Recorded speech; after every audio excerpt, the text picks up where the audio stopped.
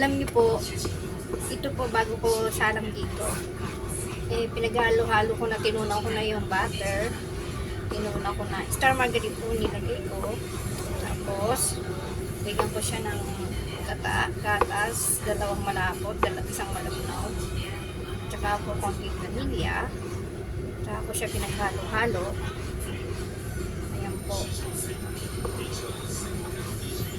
Kasi po, pag hindi nyo pinaghalo-halo yon, pag hindi nyo minix, parang doon sa kabila mayroong lasa daw. Yung parang hindi siya pantay ang lasa. Ganun. Kaya bago ko siya isalang, hinahalo-halo ko muna siya. Kumukulo na. Ayan po, kumukulo na siya. Yan po, pahirap na tayo maghalo dyan. Yan po ang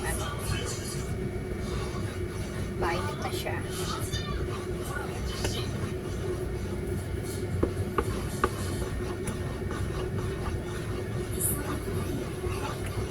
Dati mayroon akong kasama Nandito kasi anak ko.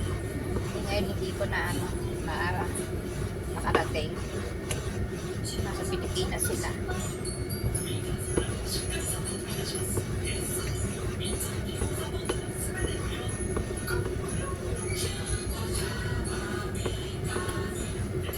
Ito tayo ng halaya.